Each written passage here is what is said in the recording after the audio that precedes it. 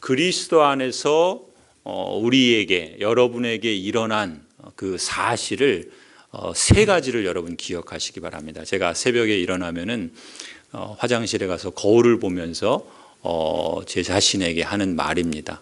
그것은 하나님의 그 말씀의 약속인 것이죠. 무엇인가? 첫 번째는 하나님께서 그리스도 안에서 나를 받아주셨다. 그것이 첫 번째고요. 두 번째는 그리스도 안에서 나는 특별한 존재다. 그리고 세 번째는 그리스도 안에서 나를 새로운 가족 공동체에 속하게 하셨다. 그것이 그리스도 안에서 하나님께서 나에게 또 우리에게 이루어 주신 세 가지 놀라운 사실들입니다. 그래서 여러분들이 이 사실을 기억하시면 좋을 것 같아요. 그래서 한번 저를 따라해 주시겠습니까? 하나님이 그리스도 안에서 나를 받아들이셨다. 그리스도 안에서 나는 특별한 존재다.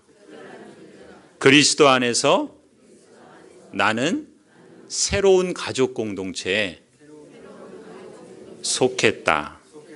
예, 하나님께서 그리스도 안에서 나를 받아주셨다. 그래서 그리스도 안에서 나는 특별한 존재고 또 그리스도 안에서 나는 새로운 가족 공동체에 속하게 되었다. 이 세 가지를 늘 기억하시길 바랍니다. 오늘 우리가 하나님 나라와 교회라는 제목으로 두 번째 시간을 갖습니다. 10월 말쯤인가요?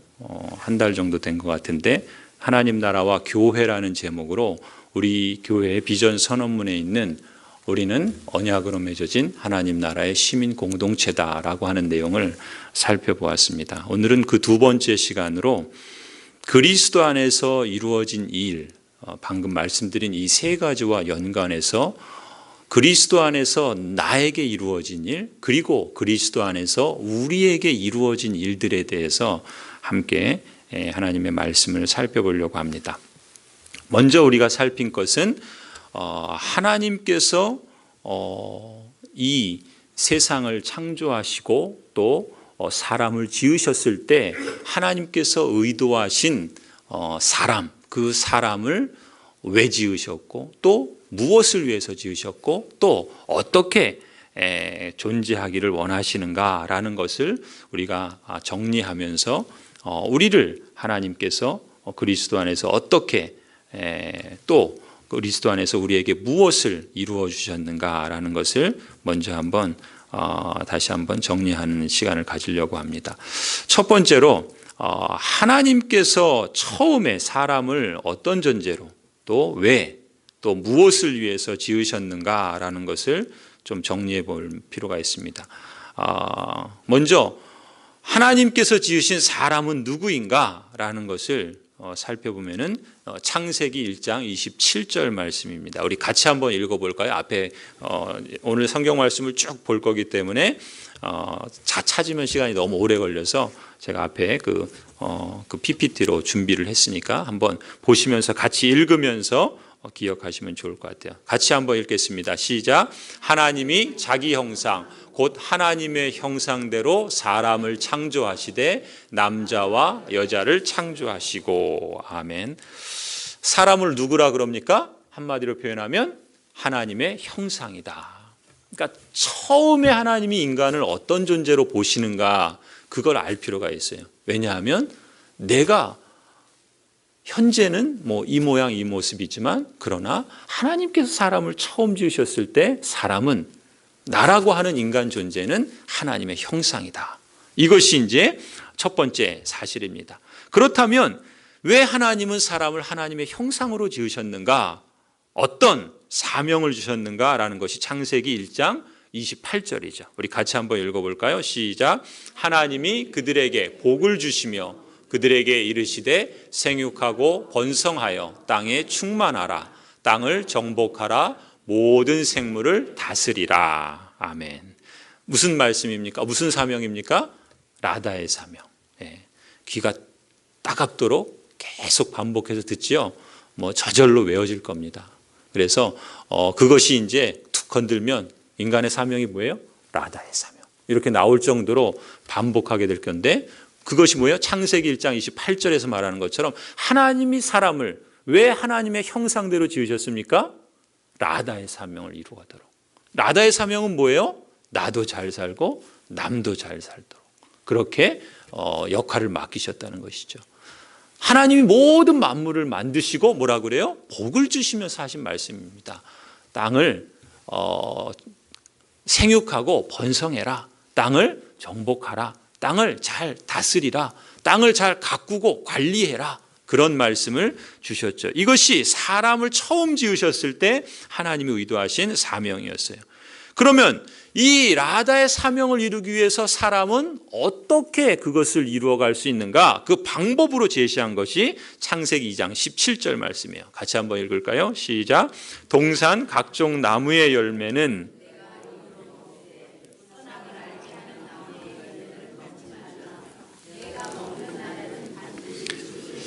우리가 잘 아는 선악과 말씀이죠.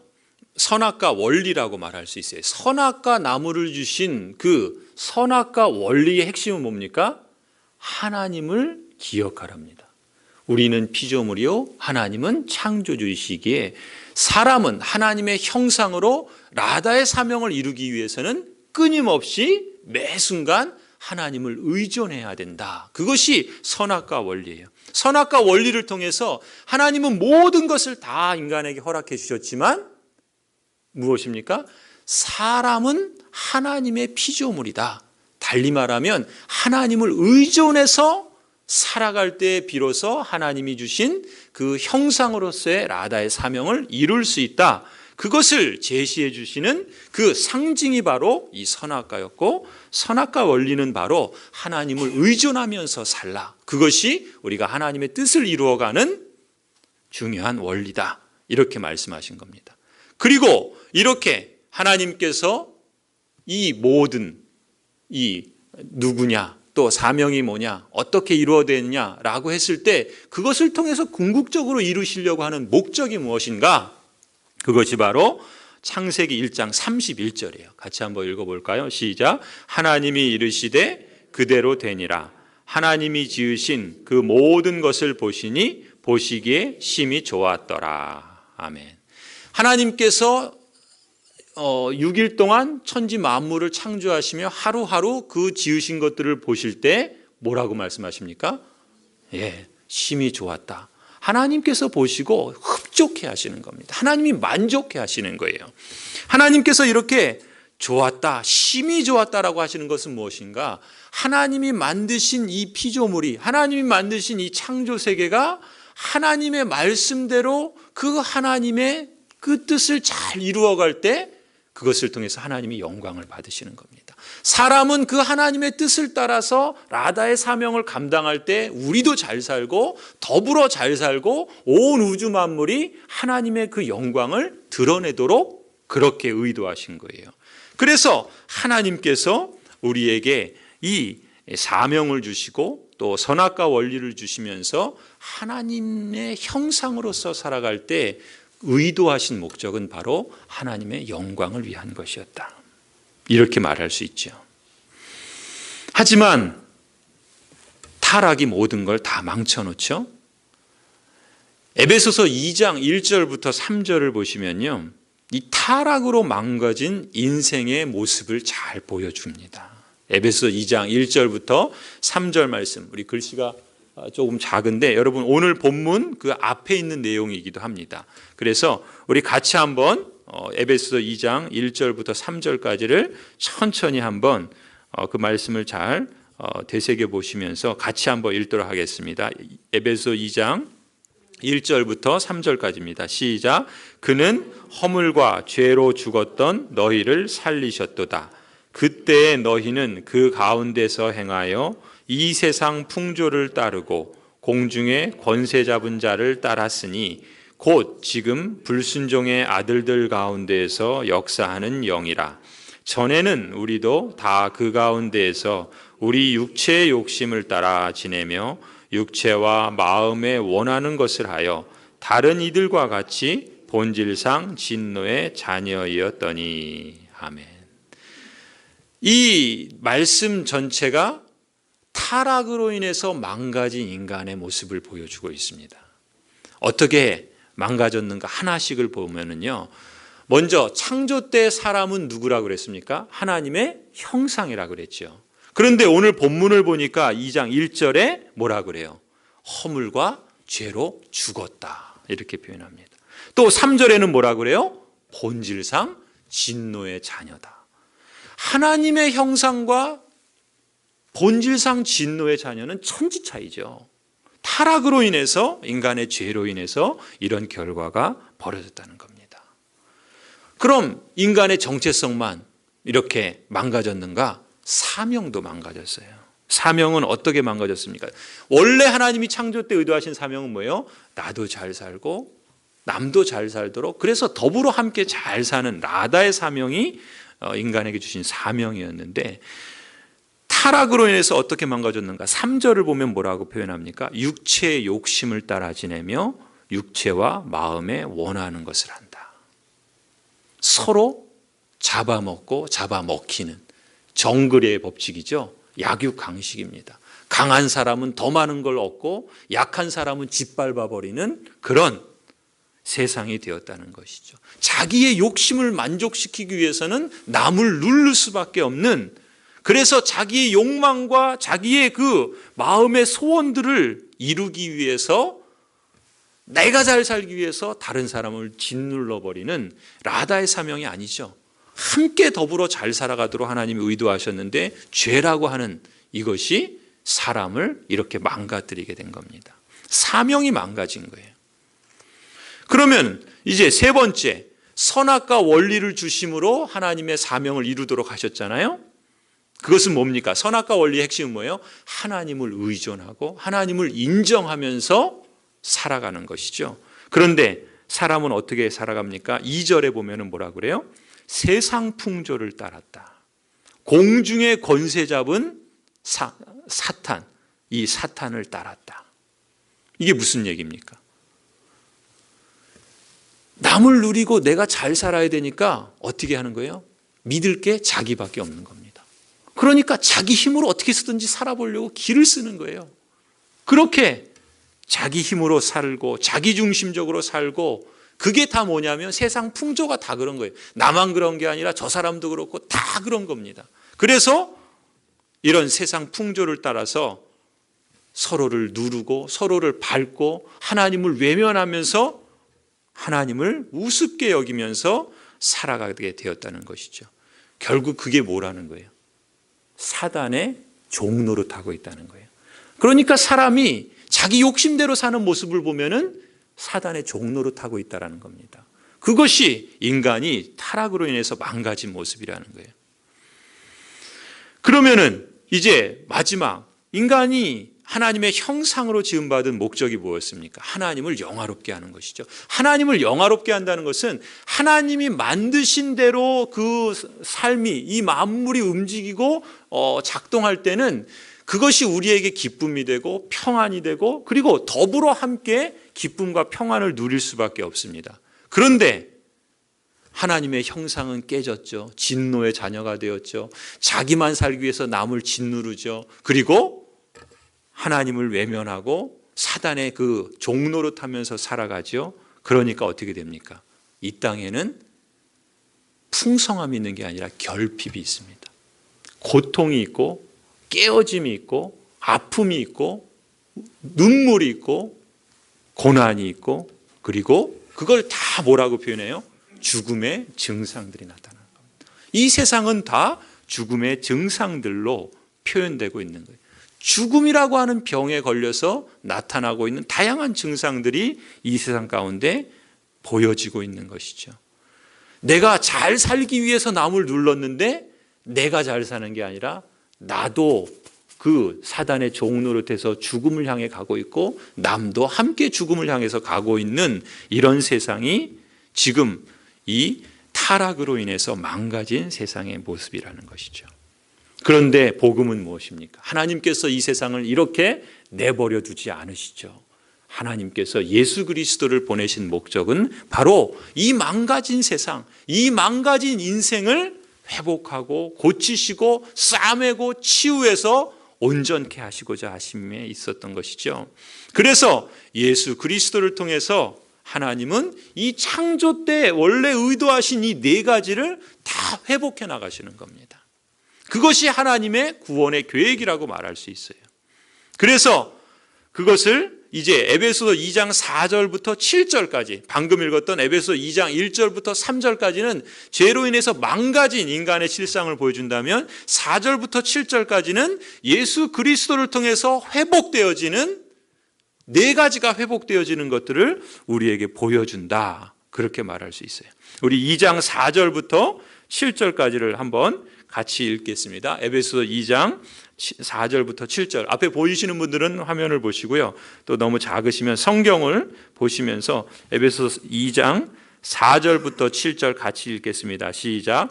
긍휼이 풍성하신 하나님이 우리를 사랑하신 그 큰 사랑을 인하여 허물로 죽은 우리를 그리스도와 함께 살리셨고 너희는 은혜로 구원을 받은 것이라. 또 함께 일으키사 그리스도 예수 안에서 함께 하늘에 앉히시니 이는 그리스도 예수 안에서 우리에게 자비하심으로써 그 은혜의 지극히 풍성함을 오는 여러 세대에 나타내려 하심이라. 너희는 7절까지 아멘. 여기 이제 이 말씀을 보시면요, 첫 번째, 이 정체성이 어떻게 회복됩니까? 처음에 하나님의 형상이었다가 진노의 자녀로 죄로 인해서 바뀌었죠. 그런데 이제 하나님께서 어떻게 하십니까? 그렇죠. 우리를 그리스도 안에서 함께 살리셨다, 그렇게 말하죠. 그리스도 안에서 우리를 함께 살리셨다. 특히 그 2장 10절 우리가 읽진 않았지만 2장 그 4절부터 10절까지 내용을 다 읽었어야 되는데 우리가 그 7절까지만 읽었는데요. 10절을 보면은 뭐라 그럽니까? 우리는 그의 만드신 바라 그리스도 예수 안에서 선한 일을 위하여 지으심을 받은 자니 이 일은 하나님이 전에 예비하사 우리로 그 가운데 행하게 하려 하심이라. 지금 2장 10절에서는 우리를 두고 뭐라고 말하냐면 그가 만드신 바라. 세번역 성경에는요, 이 표현을 뭐라고 말하냐면 우리는 하나님의 작품이라, 이렇게 번역을 합니다. 포이에마라, 일전에 한번 포이에마라는 제목으로 설교한 적이 있었는데, 하나님의 형상으로 지음받은 인간, 그러나 죄로 인해서 진노의 자녀가 되었던 인간, 그 인간을 예수 그리스도의 그 은혜로 인해서 우리를 다시금 회복하신 그 모습을 두고 뭐라고 말씀하냐면 우리는 하나님의 작품이다, 이렇게 말씀합니다. 하나님의 작품으로 우리를 다시금 회복하셨다. 여러분 한번 옆에 있는 분들을 한번 보십시오. 뭐가 보이십니까? 하나님의 작품이 보이십니까? 예, 우리 같이 한번 우리 당신은 하나님의 작품입니다. 한번 이렇게 서로 말씀해 주세요. 여러분 다 하나님의 작품이 아니고요, 그리스도 안에 있을 때 하나님의 작품입니다. 그렇죠? 그래서 우리 두 번째 뭐라고 그랬어요? 하나님께서 그리스도 안에서 하나님이 나를 특별한 존재로, 그리스도 안에서 나는 특별한 존재다. 그러니까 첫 번째는 뭐예요? 하나님께서 나를 그리스도 안에서 받아주셨다. 이것이 그 은혜로 인하여 우리가 구원을 얻었다라는 것이고요. 그래서 우리에게 나타난 결과가 뭐예요? 우리는 그리스도 안에서 특별한 존재다. 에베소 2장 10절에서는 뭐라고 그러는 거예요? 우리는 하나님의 작품이다. 여러분 뭐 도예가라든지 또 조각가라든지 또 음악을 하는 사람이라든지 미술을 하는 사람들이 있든지 어떤 예술가들은 다 뭐가 있습니까? 자기 나름대로의 완성품이 있잖아요. 걸작품이 있잖아요. 하나님이 만약에 이 도예가라고 한다면 하나님이 세상을 만드신 가장 최고의 창조자시죠. 그 창조자가 나의 걸작품은 이거다라고 했을 때 보여주는 그 걸작품이 뭐라고요? 그리스도 안에 있는 여러분이라는 거예요. 그것이 그리스도 안에 나를 향한 하나님의 약속이다라는 것을 늘 기억할 필요가 있습니다. 그 점에서 그리스도 안에 있는 한 사람의 그 생명은 참으로 귀한 겁니다. 고귀한 거예요. 그 사람의 어떤 능력, 그 사람의 지위, 그 사람의 세상적인 기준, 이런 것들을 가지고 하나님이 평가하시는 것이 아니라 그 사람이 그리스도 안에서 누구냐, 그 사람을 만드신 분이 누구냐, 그 사람을 구속하기 위해서 어떤 대가를 치르셨는가, 여기에 가치가 있다는 겁니다. 그런 점에서 오늘 본문은 우리가 하나님의 작품이다, 이렇게 말씀하고 있어요. 그 다음에 이제 우리의 정체성을 회복하셨죠? 자, 두 번째, 사명을 회복하십니다. 첫 번째, 원래 사명 뭐예요? 라다의 사명이었죠. 그런데 이것이 죄로 인해서 망가졌죠. 야구 강식으로 내가 살기 위해서 남을 죽이는 이런, 그래서 자기도 죽는 이런 끔찍한 그런 일이 벌어졌는데 그리스도를 통해서 그 사명을 회복하십니다. 어떤 사명입니까? 10절에 보시면 10절 우리가 10절에 보시면은 우리는 그가 만드신 바라 그리스도 예수 안에서 선한 일을 위하여 지으심을 받은 자니 이 일은 하나님이 전에 예비하사 우리로 그 가운데서 행하게 하려 하심이니라. 여기 10절에 보면은 뭐라 그럽니까? 그리스도 안에서 무슨 일을 위해서요? 선한 일을 위해서, 선한 일을 위해서 지음받았다는 겁니다. 하나님께서 여러분을 왜 하나님의 작품으로 다시금 회복하셨는가? 왜요? 이 목적, 그 사명이 뭡니까? 선한 일을 위해서. 성경에 보면은요, 신약 성경에 선한 일이라는 표현이 참 많이 나옵니다. 그런 말 나올 때마다 동그라미를 쳐보세요. 그럼 선한 일이 도대체 뭔가라는 것을 발견하게 될 텐데, 어쨌든 중요한 것은 일단은 하나님이 사명을 회복하시는데 그 사명은 뭐예요? 선한 일. 선한 일을 달리 앞으로 창조대로 가면 뭐겠어요? 나도 잘 살고 남도 잘 살게 하는 것.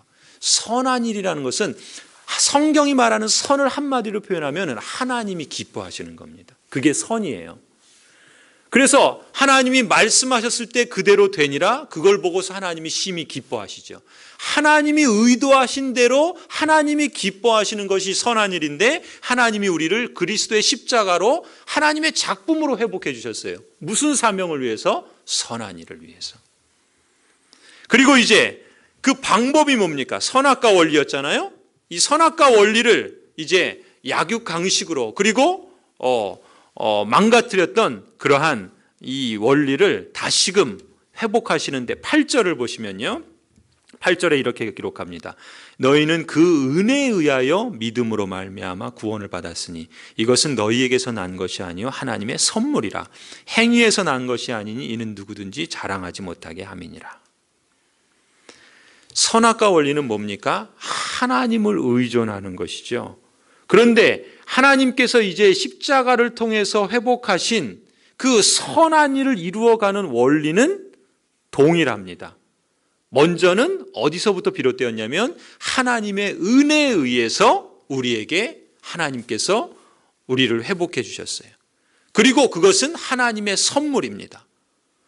그렇기 때문에 뭐라고 말씀하세요? 누구든지 자랑하지 못하게 함이라. 무슨 얘기입니까? 그리스도의 복음을 자랑하지 말라는 것이 아닙니다. 내가 하나님으로부터 구원을 받고 하나님의 작품이 되고 선한 일을 위해서 나를 부르셨는데 그걸 가지고 자랑하지 말라는 거예요. 왜요? 우리는 철저히 하나님의 그 은혜를 통해서 선물로 부여받은 그런 존재들이기 때문에 내가 받은 그것에 감사함으로 살아가야 된다는 것이죠. 하나님의 선물이라는 그 의미 자체가 뭡니까? 하나님을 의존한다라는 것이죠. 자랑하지 못한다는 건 뭐예요? 내가 한 것이 아니라 하나님이 하셨어요 라고 말하는 것이죠. 하나님이 하셨어요 라고 하는 그 중심이 뭡니까? 하나님을 의존하는 그런 자세 아니겠습니까? 그런 점에서 이 선악과 원리를 회복한 것이다 라고 말할 수 있어요. 그리고 마지막 네 번째 목적은 뭡니까? 하나님의 영광을 위해서 창조 때 지으셨는데 이제 7절을 보면 뭐라 그래요? 7절 그 은혜의 지극히 풍성함을 오는 여러 세대에 나타내려 하심이라. 하나님의 은혜의 지극히 풍성함을 오는 여러 세대들에게 나타내게 하심이라. 뭐를 통해서요? 하나님께서 우리를 구원하시고 우리를 선한 일을 위해서 부르시고 그래서 우리가 하나님의 그 은혜로 인해서 선물을 받아서 우리가 자랑하지 않고 하나님을 자랑할 때 결국 그것은 무엇입니까? 이 모든 것을 통해서 하나님의 그 은혜가 얼마나 풍성하신가라는 것을 여러 세대에게 나타내려 합니다. 그게 뭐예요? 하나님의 그 풍성함을 나타낸다는 것 자체가 하나님의 영광을 드러내는 것이라고 말할 수 있겠죠. 이처럼 성경은 그리스도 안에서 나에게 무슨 일이 일어났는지, 여러분 각자에게 어떤 일이 일어났는지를 잘 설명하고 있습니다. 내가 누구인가? 그리스도 안에서 나는 누구입니까? 하나님의 작품입니다. 그리스도 안에서 우리에게 어떤 사명을 주셨습니까? 선한 일을 하도록 위해서 부르셨습니다. 그리스도 안에서 우리는 그것을 어떻게 이루어 갑니까? 자랑이 아니라 은혜로, 그리고 하나님을 의존함으로. 그래서 우리 그 비전선언은 뭐예요? 성경과 성령을 의존하여, 이것입니다. 그 다음에 그 모든 것은 무슨 목적을 위해서요? 하나님의 영광을 드러내도록, 하나님의 그 은혜의 풍성함을 오는 여러 세대에게 나타내도록 하기 위해서 우리를 그리스도 안에서 회복시키셨다. 성경은 이렇게 말씀하고 있어요. 그렇게 보면은 성경은 우리가 누구인가, 원래 어떤 존재였고, 그러나 죄로 인해서 어떻게 망가졌고, 그러나 그리스도의 십자가로 우리를 다시금 어떻게 회복시키셨는가라는 것을 말씀하고 있죠. 여러분이 이 네 가지 사실을 잘 기억하면 좋겠습니다. 그런데 여기서 그치면 안 돼요. 그리스도 안에서 내가 누구인가 라고 하는 것에만 그치면 안 됩니다. 무슨 얘기인가? 오늘 본문을 이제 우리가 보실 텐데요. 먼저 2장 4절에서 6절까지를 한번 먼저 보시겠습니다. 에베소 2장 4절에서 6절까지 다시 한번 우리 같이 한번 읽을까요? 에베소 2장 4절에서 6절입니다. 시작. 긍휼이 풍성하신 하나님이 우리를 사랑하신 그 큰 사랑을 인하여 허물로 죽은 우리를 그리스도와 함께 살리셨고 너희는 은혜로 구원을 받은 것이라. 또 함께 일으키사 그리스도 예수 안에서 함께 하늘에 앉히시니. 여러분 여기 가만히 보시면은 반복되는 표현이 있어요. 그 반복되는 표현이 뭐가 있습니까? 함께. 그렇죠. 잘 보셨습니다. 함께라는 말이 무슨 말입니까? 나 혼자라는 뜻입니까? 아니죠. 함께라고 하는 것은 먼저는 그리스도와 함께를 말하고, 그리고 그 함께라는 것은 그 우리 각자 한 사람 한 사람이 함께 이걸 말하는 거죠. 공동체를 말하고 있다는 겁니다. 그래서 거기에 사용된 단어를 보면은 뭐라고 그 4절에 뭐라 그럽니까? 긍휼이 풍성하신 하나님이 나를 사랑하신 그 큰 사랑을 인하여 허물로 죽은 나를 그리스도와 함께 살리셨고 나는 은혜로 구원을 받은 것이라. 이렇게 표현하지 않죠. 뭘 강조하는지 아시겠습니까? 뭘 강조하고 있어요? 우리라는 겁니다.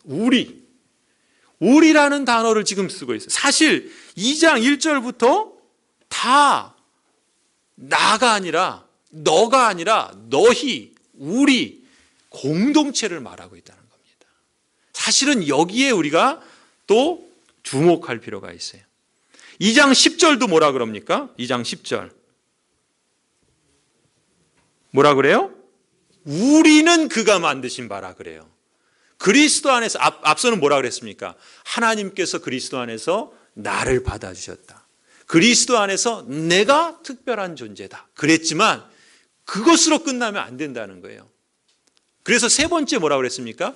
그리스도 안에서 나를 새로운 가족 공동체에 속하게 하셨다. 그 새로운 가족 공동체가 뭡니까? 그게 교회입니다. 교회. 여러분 교회가 얼마나 귀하고 존귀하고 영광스러운 것인가를 우리가 성경을 통해서 확인할 수 있어야 돼요.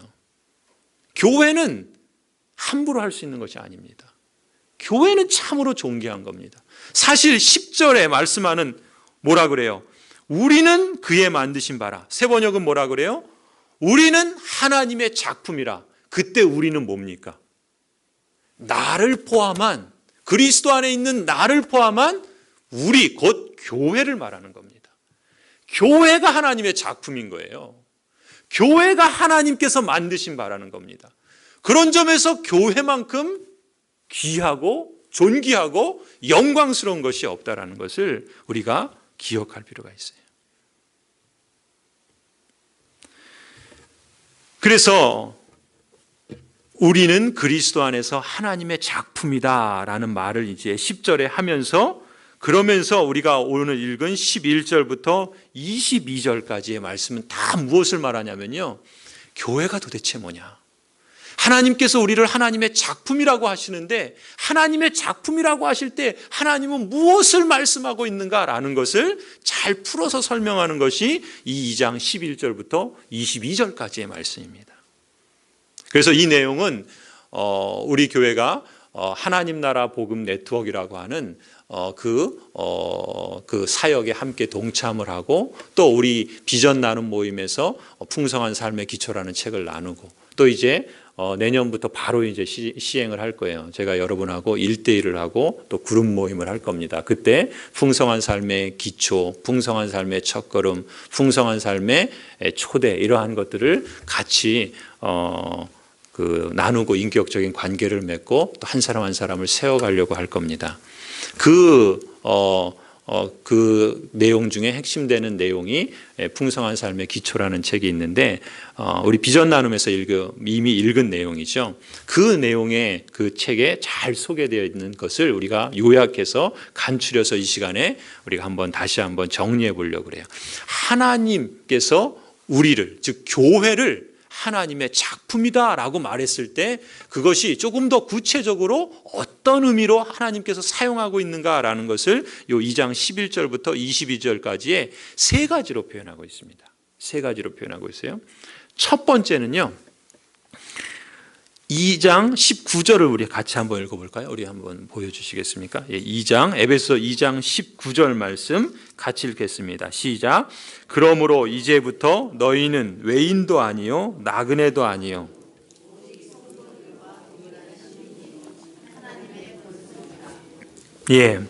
아멘. 거기에 보면은 뭐라 그럽니까? 너희는, 이거 너는 이러지 않죠. 너희는 이 공동체를 말하는 거예요. 너희는 외인, 그러니까 이방인, 나그네, 이방인 나그네가 아니라는 거예요. 오직 뭐라 그럽니까? 성도들과 동일한 시민이요 하나님의 권속이라. 여러분, 권속이라는 말이 뭡니까? 달리 표현하면 뭐죠? 권속이라는 말 잘 안 쓰죠.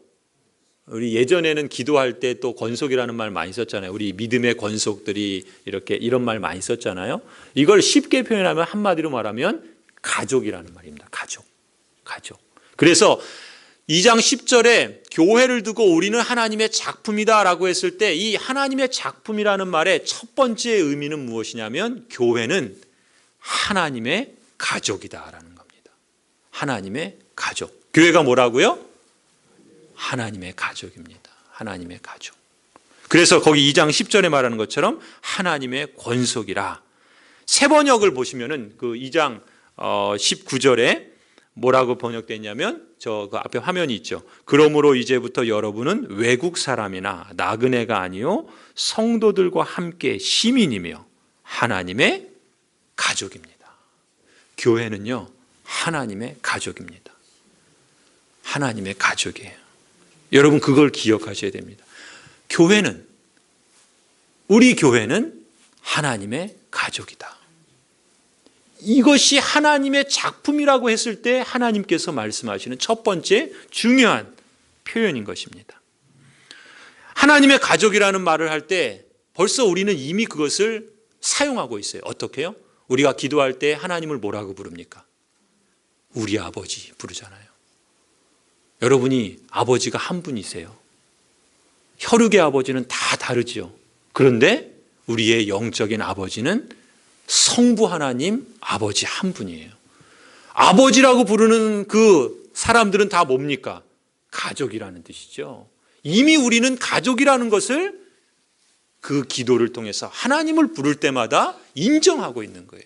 교회는 하나님의 가족입니다. 하나님 아버지를, 성부 하나님을 아버지라 부르는 하나님의 가족인 겁니다.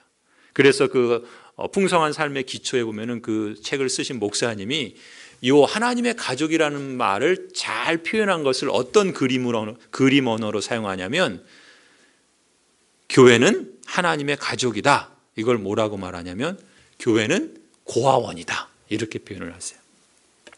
제가 그 청소년기에 살았던 그 저희 동네에 고아원이 있었습니다. 그래서 방학이 되면 저희 동네 아이들, 우리 동네 아이들하고 또 고아원의 아이들이 아침이면 야구를 하고 저녁이면 축구를 하고 맨날 시합을 했어요. 그래서 제가 맨날 놀았습니다. 그 고아원 애들하고.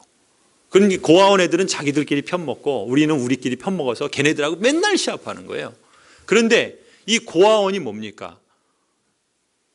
부모가 없는, 말하자면 버려진, 또 아니면은 그 여러 가지 그 전쟁이나 난리로 인해서 부모를 잃은 그러한 사람들을 말하자면 그 함께 생활하는 공간 아니에요? 그 고아원, 그 고아원에 있는 한 사람 한 사람들은 다 말하자면 고아죠. 부모를 잃은 그러한 그 상실한 그런 존재들이죠. 그런데 그 원장 선생님이 그 원장 그 아버지죠, 말하자면 그 원장 선생님이 그 한 사람 한 사람 고아들을 그 고아원에 입양한 거죠. 그래서 그 고아원에서는 그 원장 그 선생님 뭐라 그래요? 아버지라 부르죠. 아버지라 부릅니다. 실제로 아버지라 부르게 하고. 그건 뭐예요? 다 어찌 보면은 영적으로 그렇다는 거예요. 사람들은 영적으로 이 세상의 모든 사람은 고아입니다. 왜요? 하나님 아버지로부터 떠나 있기 때문에, 하나님 아버지를 잃은 그런 사람들이기 때문에 고아이라는 거죠. 그런데 그 원장 그 선생님이신 우리 하나님 아버지께서 우리를 입양해 주신 거예요. 우리를 그리스도로 말미암아 입양해 주신 거예요. 이거는 없는 표현이 아니죠. 로마서 8장에 보면은 실제로 그렇게 말씀하시죠. 그리스도 안에서 우리를 자녀 삼아 주셨다. 우리를 입양하셨다. 그래서 우리가 하나님을 아빠, 아버지라 부르게 하셨다. 우리에게 양자의 영을 주셨다. 이런 표현들이 다 하나님이 우리를 입양해서 하나님의 가족으로 바꾸셨다. 근데요, 다 그런 건 아니지만 저희가 이제 같이 그 축구를 하고 야구를 하면 느끼는 게 그냥 좀 주관적인 거지만 애들이 좀 거칠어요. 그 축구하고 막 야구하다 보면요, 싸움 붙습니다. 별거 아닌데 서로 이기려고 막 싸움이 붙는데 얘네들은 좀 거칠어요. 말도 거칠고 행동도 좀 거칩니다. 이 교회가 딱 그런 겁니다.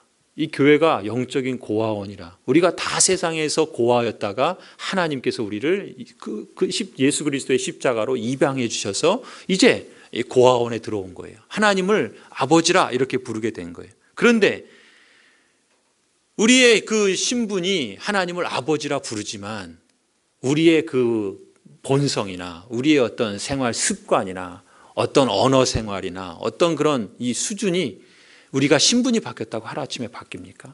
그렇지 않잖아요. 꼭 그런 겁니다. 신분이 바뀌었지만 그러나 못된 그런 버릇들은 여전히 남아있는 거예요. 서로 막 거칠고 서로 다투기도 하고 싸움도 일어나고 그런 일들이 벌어지는 겁니다. 그럼에도 불구하고 뭐라는 거예요? 그럼에도 불구하고 가족이라는 겁니다. 우리가 하나님의 그 은혜로 인해서 구원을 받아서 하나님의 가족이라는 공동체에 부름받아서 우리의 신분은 이제 더 이상 고아가 아니고 외인이 아니고 이방인이 아니고 나그네가 아니고 성도고 시민이고 하나님의 가족이다. 하나님 아버지라 부르는 아들과 딸이 되었다. 그러나 우리의 신분은 하나님 나라의 시민이지만 우리의 수준은 그 세상에 사는 모습 그대로를 가지고 가는 겁니다. 모난 모습, 또 거친 모습, 이런 모습 그대로, 상처 입은 모습, 상처 준 모습, 그걸 그대로 다 가지고 오는 겁니다. 그런 점에서 보면은 교회는 어떤 것입니까? 그런 모습을 그대로 안고 있지만 그럼에도 불구하고 가족이다라는 것을 우리가 기억할 필요가 있어요. 바로 그 교회 안은 그 세상에 거칠고 모나고 또 부족하고 또 상처 입고 상처 준 그런 모습들이 그래도 그 교회 공동체 안에서 하나님을 아버지라고 부르면서 이제는 세상에 버려진 자들로가 아니라 하나님의 보호 아래 함께 사랑하고 함께 보듬어가고 함께 보살펴주는 안전한 곳을 이 세상 안에서 유일하게 발견할 수 있는 곳이 바로 교회라는 것입니다. 교회는 그렇게 하나님의 가족으로서 함께 살아가는 법을 배우는 곳입니다. 우리가 다 완전한 자로 교회를 부름받은 게 아니고요, 모자라고 부족하고 그런 연약한 모습을 가지고 교회 안에 부름을 받아서 너희는 이제 가족이니까 그 가족 안에서 함께 사랑하는 법을 배우고 함께 보듬어가고 함께 안전한 곳임을 점점 알아가고 확대하고 그래라. 하나님의 가족 가운데 서로 배려하고 우애하고 사랑하는 법을 배우는 곳이 바로 이 교회라고 말할 수 있습니다. 여러분 기억하실 것은요, 우리가 사랑해서 하나님의 가족이 된 게 아닙니다. 무슨 얘기예요? 하나님의 가족이 되었기 때문에 사랑하는 겁니다. 그건 다르죠. 우리가 사랑해서 하나님이 가족이 된다면요, 가족 될 사람 몇 명 없습니다. 전화 좀 될까? 여러분들은 모르겠어요. 이렇게 말하면 안 되죠? 네. 이렇게 말하면 안 돼. 뭐예요? 저나 여러분이나 똑같습니다. 우리가 사랑하는 수준으로 만약에 하나님의 가족의 그 가족으로 받아준다면 솔직히 누가 받아줄 만한 사람이 누가 있겠습니까? 조금 사랑하다가도 그냥 또 미워할 수도 있는, 그게 다 우리의 모습 아니에요? 그런데 그러니까 무슨 얘기예요? 교회가 하나님의 가족이다라고 말할 때는요, 여러분 혼동하시면 안 됩니다. 우리가 사랑해서 하나님의 가족이 되는 게 아니고요, 뭐라고요? 하나님의 가족이 되었기 때문에 우리는 사랑해 나가는 겁니다. 부족하고 모자라지만 그걸 사랑하는 것을 배우고 그것을 실천하고 함께 사랑하는 곳으로 만들어가는 겁니다. 그런 점에서 교회는 이 세상의 어느 곳도, 교회가 다른 점이 그거죠. 이 세상의 어느 곳도 우리를 안전하게 해주는 곳이 없습니다. 왜냐하면 우리가 하는 것만큼 사랑하고 인정해 주기 때문에, 못하면 어떻게 됩니까? 무시하고 밟고, 약하면 짓밟아 누르는 것이 세상인데 교회는 그렇지 않다는 겁니다. 교회는 하나님의 가족이기 때문에 사랑하고, 그래서 그곳에서 있는 모습 그대로 드러낼 수 있는 안전한 곳을 우리가 찾을 수 있다는 것이죠. 있는 모습 그대로 공동체에 속해서 서로를 사랑하고 용납하고 성장하도록 우리를 부르신 곳이 바로 교회, 하나님의 가족에 담긴 의미다라는 것입니다. 그래서 하나님의 작품이다 할 때 첫 번째 뭐라고요? 교회는 하나님의 가족이다. 하나님의 가족이라는 말을 할 때 여러분 중요하게 기억해야 될 단어는 보살핌입니다. 사랑이에요.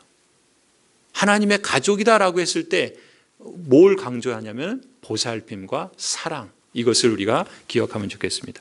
두 번째는요, 하나님의 작품이다. 교회는 하나님의 작품이다라고 했을 때 그 두 번째 의미는 에베소 2장 16절입니다. 에베소 2장 16절 같이 한번 읽어볼까요? 에베소 2장 16절 같이 읽습니다. 시작. 또 십자가로 이 둘을 한 몸으로 하나님과 화목하게 하려 하심이라. 원수된 것을 십자가로 소멸하시고. 아멘. 여기에 보면은 뭐라 그럽니까? 십자가로 이 둘을 어떻게 해요? 한 몸으로 하나님과 화목하게 하려 하심이다 말씀합니다. 그래서 두 번째, 우리는 하나님의 작품이다, 교회는 하나님의 작품이다라고 했을 때 그 의미 두 번째는요, 교회는 그리스도의 몸이다라는 의미가 있습니다. 교회는 그리스도의 몸입니다. 첫 번째는 뭐라고요? 교회는 하나님의 가족이다. 두 번째는요, 교회는 그리스도의 몸이다. 그리스도의 몸입니다. 그리스도의 몸이 바로 교회입니다. 이 둘을 한 몸으로 만드셨다라고 했을 때 이 둘은 지금 본문에서는 누구를 가르치냐면 유대인과 이방인을 두고 하는 말이에요. 예수 그리스도의 십자가는 유대인과 이방인은 우리가 쉽게 생각하면 이렇게 표현하면 좀 죄송하지만 한국 사람과 일본 사람을 말하는 거예요. 뭡니까? 왼수죠, 왼수. 그렇지 않아요? 민족 감정이 얼마나 이게 아직도 해결이 안 됐습니까? 유대인과 이방인이 꼭 그런 거예요. 유대인은 이방인을 보면은 개같이 여기고, 이방인은 유대인을 보면은 꼴통으로 알고, 무시하고, 이게 서로 그냥 못 잡아먹어서 서로 왼수인 이 둘을 어떻게 하셨다고요?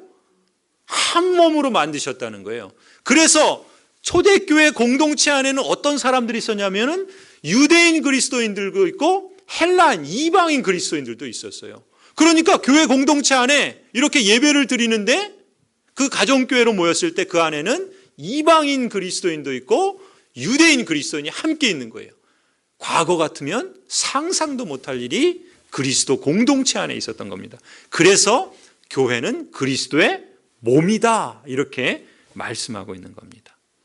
무엇이 그렇게 만들었어요? 십자가가 이 둘을 한 몸으로 만드셨어요. 뭐 하게 하려고요? 하나님과 화목하게 하려고. 그래서 뭐라 그럽니까? 원수된 것을, 이 둘이 원수된 것을 십자가로 소멸하신다 그렇게 말씀하세요. 이것을 우리에게로 좀 적용하면 뭡니까? 이제 우리나라도 이제 다문화가 됐죠. 그렇죠? 우리 주변에도 다문화 가정들이 있고 또 우리 그 가족들 중에도 다문화 가정들이 있습니다. 저도 그랬죠. 저희 아이들이 이제 결혼할 나이가 되니까 아무래도 이제 연애하고 또 그런 걸 신경을 쓰잖아요. 그래서 이제 그 배우자 될 사람을 데려올 때 뭐라 그랬냐면 뭐 피부색 괜찮다. 뭐 까매도 되고 하얘도 되고 그거 상관없다. 우리나라 사람 아니어도 좋다. 그러나 중요한 것이 있다. 하나님 앞에서 신실하고 사람 앞에서 신실하고 하나님 앞에서 성실하고 사람 앞에서 성실한 사람이면 괜찮다. 제가 무슨 얘기입니까? 여기선 제가 뭐를 말씀하냐면 지금 이제 우리 사회만이 아니라 전 세계는요 다문화 사회입니다. 인종과 피부색과 이것으로 저 사람은 우리 그런 게 은연중에 있죠. 하얀 사람은 좀 괜찮은 사람 같고 까만 사람은 좀 무시하려고 하는. 여러분 정반대의 경우들이요 부지기수로 있습니다. 저희 토론토에 살 때 지금도 저희 옆집에는 하얀 사람 살고요 저희 오른쪽에는 까만 사람 삽니다. 근데요 하얗다고 다 좋냐 까맣다고 다 나쁘냐 결코 그렇지 않습니다. 무슨 얘기입니까?